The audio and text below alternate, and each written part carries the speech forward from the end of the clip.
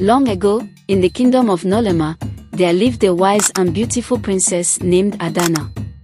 Her beauty was so radiant that it was said to outshine the sun, and her wisdom brought peace to the land. When the time came for her to choose a husband, her father, King Chikondi, declared that only the most worthy suitor would win her hand.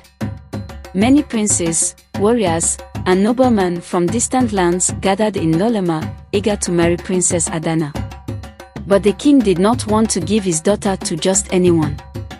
He devised a great challenge to determine the most worthy suitor. The challenge would test their courage, strength, and intelligence. On the day of the competition, the suitors were summoned to the royal courtyard. King Chikondi addressed the eager crowd. To marry my daughter, you must overcome 3 trials. The first is the trial of courage. You will face the ferocious beast of the dark forest, the dreaded Ngoma, whose roar can shatter mountains. The second is the trial of strength. You must retrieve the golden stone from the depth of the river Nyoka, whose swift currents have swallowed many men whole.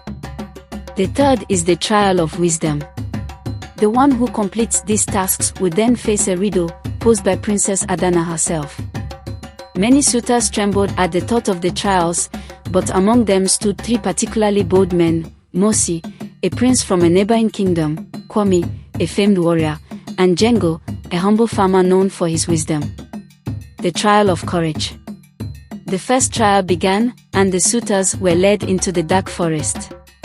The ground trembled as Ngoma, the fearsome beast, appeared. Its eyes glowed red, and its sharp claws scraped the earth. Many suitors fled in terror, but Mosi, Kwame, and Jengo stood firm. Mosi charged at the beast with his spear, but Ngoma swatted it away with ease. Kwame, armed with his mighty club, fought valiantly but was nearly struck down by Ngoma's massive paws. Jengo, however, remained calm. He noticed that Ngoma feared the light. Using his wits, he set fire to a nearby torch, and the flame startled the beast. Ngoma retreated back into the forest, and Jengo was the first to complete the trial of courage. The trial of strength. Next came the trial of strength. The golden stone lay deep beneath the raging waters of the river Nyoka.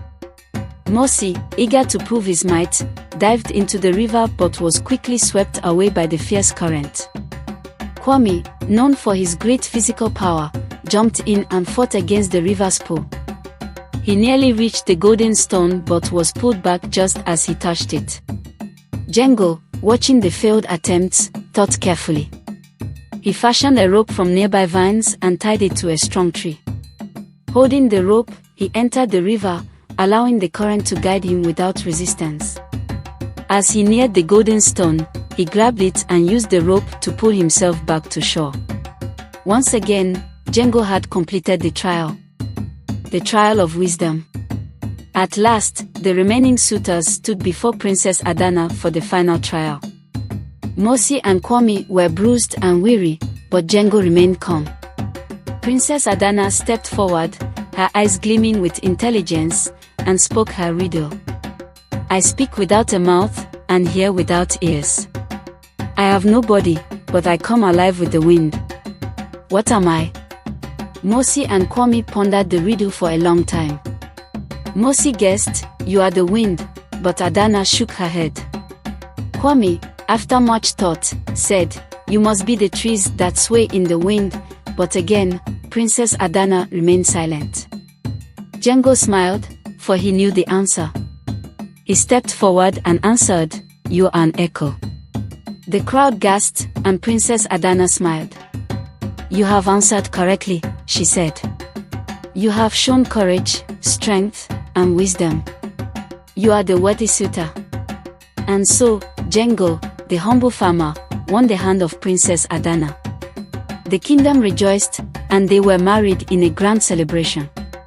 From that day forward, the people of Nolema knew that true worth is not measured by noble birth or physical might, but by the strength of one's heart and mind. And so ends the tale of the battle to marry the princess. Moral of the story.